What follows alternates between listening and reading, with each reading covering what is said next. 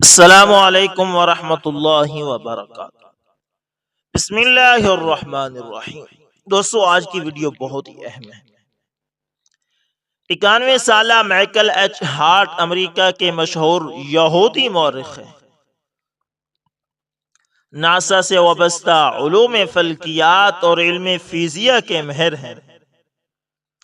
جامعہ Princeton, جامعہ Cornell, جامعہ new York اور ایڈیلافائی university کے فاضل ہیں۔ یونیورسٹی آف میری لینڈ کے استاد ہیں۔ علیحدگی پسند ہیں اور انتہائی شدت پسند اور متعصب قسم کے شخص ہیں۔ امریکہ کو 4 ملکوں میں تقسیم کرنے کے یہی حامی ہیں۔ انہوں نے 28 سال کی جہد مسلسل کے بعد اپنی مشہور زمانہ کتاب دا ہنڈریڈز 100 پر اثر ترین شخصیات یہ کتاب لکھی۔ کتاب مکمل ہونے پر انہوں نے لندن میں ایک تقریب میں اس کتاب پر لیکچر دینے کا پروگرام بنایا۔ پروگرام کے دوران سارے حاضرین احتجاجاً سیٹیاں بجاتے، شور کرتے اور اہدم مچاتے رہے تاکہ مائیکل بول نہ پائے، کیونکہ انہیں یعنی ان لوگوں کو 100 متاثر کن شخصیات میں پہلے نمبر پر پیغمبر علیہ السلام کا نام رکھنے پر سخت اعتراض تھا۔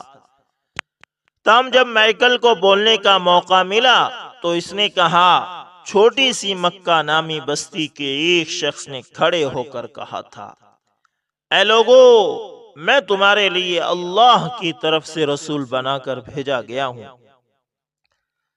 میں اس لیے بھیجا گیا ہوں کہ تمہارے اخلاق کی تکمیل کر سکوں۔ اس کے اس پیغام پر صرف 4 لوگ، بیوی، ایک دوست اور 2 بچے ایمان لائے۔ آج 1400 سال گزرنے کے بعد اس پر ایمان لانے والے مسلمانوں کی تعداد 1.5 ارب سے زیادہ ہے اور اس تعداد میں ہر روز مزید اضافہ ہو رہا ہے۔ یہ تو ہو ہی نہیں سکتا کہ وہ شخص جھوٹ بول رہا تھا، کیونکہ کوئی بھی ایسا جھوٹ نہیں ہے جو 1400 سال تک زندہ رہ جائے، اور نہ ہی کسی شخص کے لیے ایسا ممکن ہے کہ وہ 1.5 ارب لوگوں کو دھوکہ دے سکے۔ ایک اور بات، اتنا لمبا عرصہ گزر جانے کے باوجود بھی آج بھی کروڑوں مسلمان ایسے ہیں جو اپنے نبی کے ایک قول پر اپنی جان قربان کر دینے کے لیے تیار ہیں۔ کیا کوئی ایسا ایک عیسائی یا کوئی ایسا ایک یہودی بھی ہے جو اپنے نبی پر یا حتیٰ کہ اپنے رب پر اپنی جان وارنے کا حوصلہ رکھتا ہو؟ جی دوستو، یہ ہے وہ تاریخ کی عظیم ترین شخصیت حضرت محمد مصطفیٰ صلی اللہ علیہ وسلم۔ مائیکل ہارٹ کی اس کتاب میں دستیاب تاریخ کے 100 لوگوں کو جمع کیا گیا ہے جنہوں نے دنیا پر ان منٹ نقوش چھوڑے۔ دنیا کے ان با اثر لوگوں کا تعلق کسی خاص مذہب، کسی جغرافیے یا خاص قوم سے نہیں، اور نہ ہی یہ بات مصنف کے پیش نظر رہی ہے۔ 10,000 سال کی معلوم تاریخ سے افراد کو چنا گیا۔ اس نوعیت کی کئی کتابیں بعد میں لکھی گئی، مگر مائیکل ہارٹ کی کتاب آج بھی سب سے زیادہ معتبر اور تحقیق پر مبنی مانی جاتی ہے۔ مائیکل ہارٹ یہودی النسل ہے، مگر ان کی غیر جانبداری، حقیقت پسندی اور میرٹ ان کے اپنے رجحانات، عقیدے اور نظریے پر غالب رہا۔ کہیں پر بھی کسی ایک طرف جھکاؤ نظر نہیں آتا۔ یہی وجہ ہے کہ حضرت محمد صلی اللہ علیہ وسلم کو پہلے نمبر پر رکھا ہے۔ نہ موسیٰ، نہ عیسیٰ، نہ بدھا، نہ نیوٹن، نہ وولٹر۔ کتاب کی ایک اہم بات یہ بھی ہے کہ اس نے جس شخص کو جس درجے میں رینک کیا، پوری طرح دلائل کے ساتھ اس کو جسٹیفائی بھی کیا۔ دنیا کے بااثر افراد کی اس لسٹ میں حضرت عمر بن خطاب رضی اللہ تعالی عنہ بھی شامل ہیں۔ ان کا 52 نمبر ہے۔ مائیکل ہارٹ نے اس لسٹ میں جن افراد کو رینک کیا یا لسٹ سے نکال بہر کیا، اس کی معقول وجوہات بھی بتائی عمر رضی اللہ تعالیٰ عنہ کو کیوں شامل کیا؟ اس باب میں وہ لکھتے ہیں کہ اسلامی جغرافیہ کا پھیلاؤ عمر بن خطاب کی عظیم لیڈرشپ کی وجہ سے ممکن ہوا۔ ان کی کمان میں اسلامی دنیا بڑے وسیع پیمانے پر پھیل گئی۔ مائیکل ہارٹ کے مطابق جب کئی نئے ممالک اسلامی دنیا میں شامل ہوئے تو ان مفتوحہ علاقوں سے فوجوں کو نکلنے کا حکم دیا تاکہ مقامی آبادی آرام سے رہ سکے اور لوگوں کو زبردستی اسلام میں داخل کرنے سے باز رکھا جائے۔ آخر میں لکھتے ہیں کہ عمر بن خطاب رضی اللہ تعالی عنہ جو انہوں نے حاصل کیا وہ بہت ہی یعنی اس نے جو حضرت عمر بن خطاب رضی اللہ تعالی عنہ سے حاصل کیا اور اخذ کیا، وہ لکھتا ہے کہ وہ بہت ہی متاثر کن ہے اور یہ بہت بڑی غلطی ہوگی اگر ان کے انسانیت پر احسانات کو نظر انداز کر دیا جائے۔ مائیکل ہارٹ نے رسول اقدس صلی اللہ علیہ وسلم اور سیدنا عمر فاروق رضی اللہ تعالیٰ عنہ کے علاوہ اسلام کی کسی دوسری شخصیت کو اس کتاب میں جگہ نہیں دی ہے۔ یہودی بھی مانتے ہیں کہ عمر کا کیا مقام ہے سوائے ابلیس اور اس کی کالی ناپاک ذریت کے کہ سبھی عمر کو ماننے پہ مجبور ہیں۔ تاہم عواء القلب لا یضر البدر، یعنی غوغائے سگاں سے 14ویں کے چاند اور بدر منیر پہ کیا فرق پڑتا ہے، یعنی شیعہ حضرت عمر بن خطاب رضی اللہ تعالیٰ عنہ کو نہیں مانتے، تو وہ بات کہہ رہا تھا۔ تو دوستو یہ ہے اسلام کے کارنامے کہ اسلام نے ہمیشہ اپنے آپ کو غالب کیا۔ اسلام ہمیشہ غالب آتا ہے، مانے یا نہ مانے، ہر شخص اس بات پر مجبور ہے کہ وہ آقا مدنی صلی اللہ علیہ وسلم کی تعریف کرے۔ تو دوستو اسی طرح یہ 1970 کا واقعہ ہے کہ جب چین کے صدر کو کینسر کا مرض لاحق ہو گیا، صدر صاحب نے ڈاکٹر کو کہا کہ میں علاج بعد میں کرواؤں گا، پہلے مجھے یہ بتاؤ کہ یہ کینسر ہوتا کیا بلا ہے۔ صدر ڈاکٹر کے جواب سے مطمئن نہ ہوا تو صدر صاحب نے چین کے national institute of health Oxford university اور امریکہ کی کارنیل یونیورسٹی کو بیماریوں کی وجوہات معلوم کرنے اور ان کے قدرتی طریقہ علاج ڈھونڈنے پر لگا دیا۔ انہوں نے 25 سال بعد اس تحقیق کو 2005 میں کتابی شکل میں امریکہ سے شائع کیا اور یہ کتاب نیشنل بیسٹ سیلر رہی۔ اس کتاب کا نام دا چائنا اسٹڈی رکھا گیا۔ چائنا اسٹڈی کے سائنسدانوں نے سب سے پہلے دنیا میں ایسے علاقے معلوم کیے جہاں کے لوگ 100 سال سے زیادہ زندہ رہتے ہیں اور کبھی بیمار نہیں ہوتے۔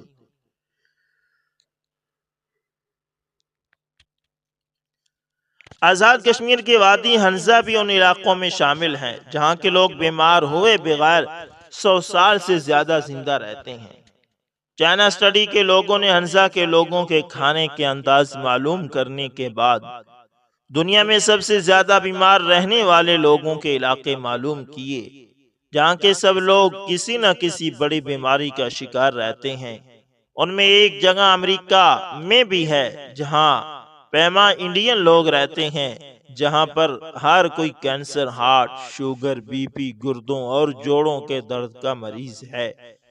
چائنا اسٹڈی کے لوگ وہاں پہنچ گئے اور ان لوگوں کو اس خوراک پر لگا دیا جو ہنزا کے لوگ کھاتے ہیں اور ان کی پرانی خوراک بند کرا دی۔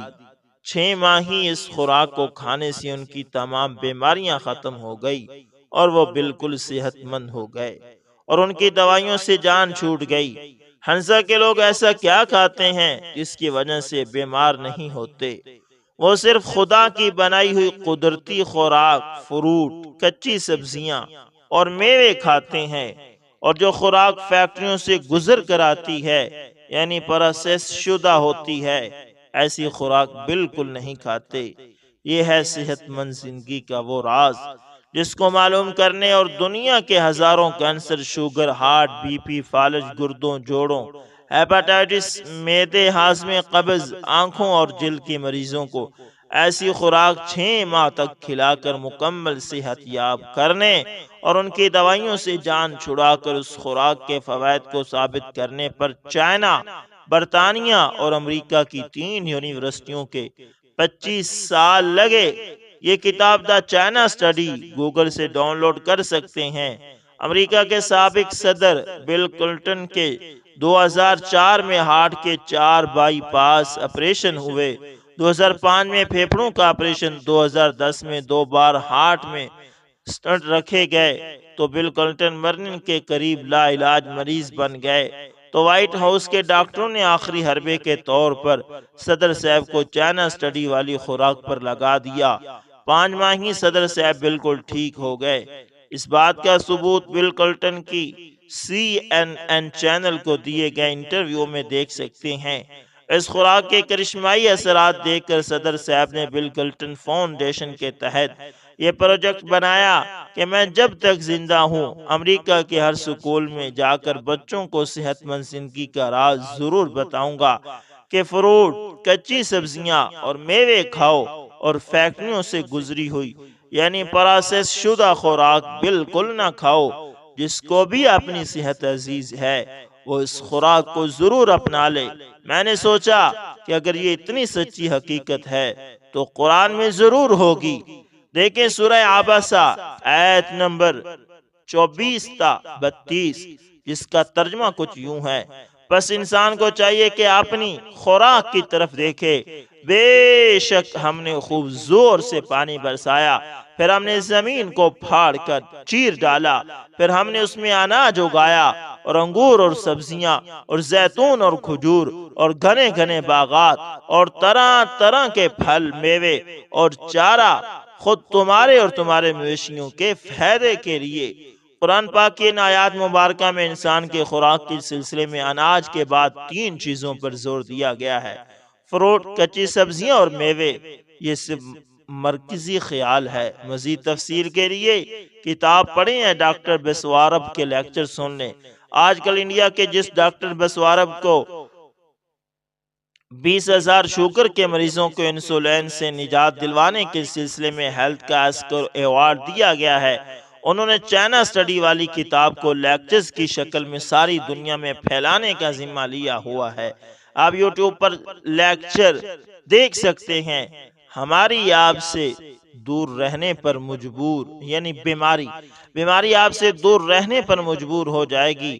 ہم نے تو دل جلا کے سر عام رکھ دیا ہے، اب وہی اس سے کچھ پائے گا جتنی اس کی سمجھ ہے۔ تو دوستو قرآن میں بھی سبزیوں کا ذکر ہے، تو سبزیوں پر کوشش کریں اپنے آپ کو سبزیوں پر لے کر آئیں۔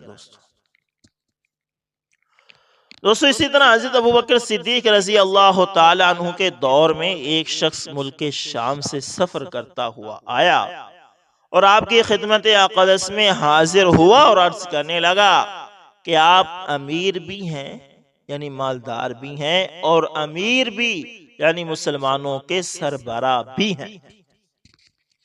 عرض کرنے لگا حضور میرے اوپر قرضہ چڑھ گیا ہے، میری مدد کریں، تو آپ اس کو اپنے گھر لے گئے۔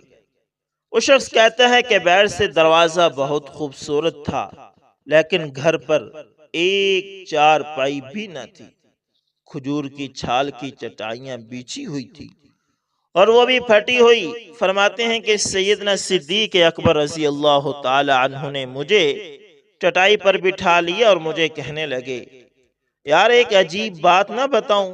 میں نے کہا بتائیے، تو عرض کرنے لگے 3 دن سے میں نے ایک اناج کا دانہ بھی نہیں کھایا، کھجور پر گزارا کر لیتا ہوں، آج کل میرے حالات کچھ ٹھیک نہیں ہے۔ تو وہ شخص کہنے لگا حضور میں اب پھر کیا کروں، میں تو بہت دور سے امید لگا کر آیا تھا۔ تو فرمانے لگے تو عثمان غنی رضی اللہ تعالیٰ عنہ کے پاس جا۔ وہ شخص کہنے لگا مجھے تو بہت سارے پیسے چاہیے۔ تو آپ نے فرمایا تیری سوچ وہاں ختم ہوتی ہے جہاں سے عثمان کی سخاوت شروع ہوتی ہے۔ تو جو سوچتا ہے اتنے ملیں گے، تیری سوچ ختم ہوتی ہے وہاں سے عثمان کی سخاوت شروع ہوتی ہے۔ تو جا ان کے پاس۔ وہ شخص کہنے لگا آپ کا نام لوں کہ مجھے امیر المؤمنین نے بھیجا ہے؟ تو فرمانے لگے اس کی ضرورت ہی نہیں پڑے گی، صرف اتنا بتانا کہ میں مقروض ہوں اور رسول اللہ صلی اللہ علیہ وسلم کا نوکر ہوں۔ وہ شخص کہنے لگا کہ وہ دلیل حوالہ مانگیں گے؟ فرمایا عثمان سخاوت کرتے وقت دلیل یا حوالے نہیں مانگتے۔ عثمان رضی اللہ تعالیٰ عنہ اللہ کی راہ میں دیتے ہوئے تفتیشیں نہیں کرتا اور سخاوت کرتے وقت ٹٹولنا عثمان غنی رضی اللہ تعالیٰ عنہ کی عادت نہیں۔ وہ شخص کہتے ہیں کہ میں چلا گیا، پوچھتا پوچھتا دروازے پر دستخط دی۔ حضرت عثمان غنی رضی اللہ تعالیٰ عنہ کے اندر سے بولنے کی آواز آ رہی تھی۔ اپنے بچوں کو ڈانٹ رہے تھے کہ یار تم لوگ دودھ کے اندر شہد ملا کر پیتے ہو، خرچہ تھوڑا کم کرو، اتنا خرچہ بڑھا دیا ہے، دودھ میٹھا شہد بھی میٹھا، ایک چیز استعمال کر لو، تم کوئی بیمار تھوڑی ہو۔ وہ شخص کہتا ہے کہ میں نے کہا کہ ابو بکر تو بڑی بڑی باتیں بتا رہے تھے، یہ تو دودھ اور شہد پر لڑائی ہو رہی ہے اور مجھے تو کئی ہزار دینار چاہیے، کیا یہ دے دے گا؟ وہ شخص کہتا ہے کہ میں ابھی یہی سوچ رہا تھا کہ اندر سے دروازہ کھلنے کی آواز آئی، وہ باہر آئے اور میں نے کہا السلام علیکم، انہوں نے سلام کا جواب دیا اور وہ سمجھ گئے کہ میں مسلمان ہوں اور مخاطب ہو کر کہنے لگے معاف کرنا، بچوں کو ذرا ایک بات سمجھنی تھی، آنے میں ذرا دیر ہو گئی۔ ان کا پہلا جملہ ان کے بڑے پن کا مظاہرہ کر رہا تھا، پھر دروازہ کھلا اور مجھے انہوں نے گھر بٹھایا اور میرے لیے جو پہلی چیز پیش کی گئی وہ دودھ میں شہد ڈال کر دیا گیا اور پھر کھجور کا حلوہ پیش کیا گیا۔ وہ شخص کہتا ہے کہ میرے دل میں خیال آیا عجیب شخص ہے، گھر والوں کے ساتھ جھگڑا کر رہا ہے، ایک چیز استعمال کرو، میرے لیے تین تین چیزیں آ گئی ہیں، لیکن ابھی میرا تصور جمع نہیں تھا کہ میں نے دل میں خیال کیا کہ اتنا تگڑا نہیں جتنا ابو بکر رضی اللہ تعالیٰ عنہ نے بتایا ہے۔ وہ شخص کہتا ہے کہ کھلانے پلانے کے بعد پوچھنے لگے کیسے آنا ہوا؟ میں نے کہا کہ میں مسلمان ہوں اور ملک شام کے گاؤں کا رہنے والا ہوں اور کچھ کاروباری مشکلات آئیں تو مقروض ہو گیا ہوں اور میرے اوپر قرضہ ہے اور مجھے پیسوں کی حاجت ہے۔ کہنے لگا تو میں نے کچھ پیسے کہا تو انہوں نے ایک آواز دی تو ایک غلام اونٹ پر سامان لدا ہوا لے کر حاضر ہوا۔ وہ شخص کہتا ہے کہ مجھے 3000 اشرفیاں چاہیے تھی، ابھی میں نے بتایا نہیں تھا کہ حضرت عثمان رضی اللہ تعالیٰ عنہ کہنے لگے کہ اس اونٹ پر تیرے لیے، تیرے گھر والوں کے لیے میں نے کپڑے اور کھانے پینے کا سامان اور 6000 اشرفیاں رکھوا دی ہیں اور تو پیدل آیا ہے تھا، اب اونٹ لے کر جانا۔ وہ شخص کہتا ہے کہ میں نے فوراً سے کہا حضور یہ اونٹ انہیں واپس کرنے کون آئے گا، یعنی آپ کو واپس کون کرے گا؟ حضرت عثمان غنی رضی اللہ تعالیٰ عنہ فرمانے لگے واپس کرنے کے لیے دیا ہی نہیں، یہ تحفہ ہے تو لے جا۔ وہ شخص کہتا ہے کہ میں کہاں سے چلا تھا ڈھونڈتا ہوا اور پھر مدینے میں آیا، اور جب مدینے میں آیا تو اللہ نے مجھے جھولی بھر کے عطا فرمایا۔ وہ کہتا ہے کہ میری آنکھوں میں آنسو آ گئے اور میں نے کہا حضور آپ نے تو مجھے میری ضرورت سے کہیں بڑھ کر نواز دیا، معاف کیجئے گا، میں سوچ رہا تھا کہ دودھ شہد پر تو گھر میں لڑائی ہو رہی ہے۔ تو حضرت عثمان رضی اللہ تعالیٰ عنہ نے فرمایا کہ اللہ نے جو پیسے عثمان کو دیے ہیں وہ اس لیے نہیں دیے کہ عثمان کی اولادیں عیش مستی کرتی پھریں، میرے مالک نے مجھے نوازا ہے تاکہ میں محمد عربی صلی اللہ علیہ وسلم کے نوکروں کی نوکری کروں۔ وہ شخص کہتا ہے کہ میں دروازے تک گیا تو میں نے کہا شکریہ، کہتا ہے کہ ابھی میں نے بتایا نہیں تھا کہ مجھے ابو بکر صدیق رضی اللہ تعالیٰ عنہ نے بھیجا ہے، کہ آپ فرمانے لگے کہ شکریہ ابو بکر صدیق رضی اللہ تعالیٰ عنہ کا ادا کرنا جس نے تجھے یہ راستہ دکھایا ہے۔ وہ شخص کہتا ہے کہ میں نے کہا حضور آپ کو تو میں نے بتایا ہی نہیں کہ مجھے، تو آپ رضی اللہ تعالیٰ عنہ مسکرا کر فرمانے لگے چھوڑو آپ کا کام ہو گیا، اس تفصیلات میں نہ پڑو، یہ شان ہے خدمتگاروں کی تو سرکار دو عالم کیا ہوگا۔ تو دوستو یہ واقعہ ہم نے لیا ہے ٹیلی گرام سے، وہاں مختلف گروپ سے ہم نے یہ وہاں سے لیا ہے۔ تو دوستو اس کا سچ جھوٹ کا تو اس کی سند کے بارے تو میں کچھ نہیں کہہ سکتا، لیکن یہ بات ضرور کہوں گا کہ حضرت عثمان غنی رضی اللہ تعالیٰ عنہ اس سے بڑھ کے سخی تھے۔ تو دوستوں امید کرتا ہوں ویڈیو اچھی لگی ہوگی، پسند آئے تو لائک شیئر کمنٹ لازمی کریں، اور اگر آپ ہمارے چینل پر نئے تو اس کو لازمی سبسکرائب کریں، اور ساتھ میں بیل کے نشان کو بیل کے نشان کو دبانا، تاکہ ہر نئی ویڈیو کا نوٹیفیکیشن آپ لوگوں تک پہنچتا رہے۔ ملتے ہیں کسی نیکسٹ اچھی سی ویڈیو کے اندر، تب تک کے لیے اللہ حافظ۔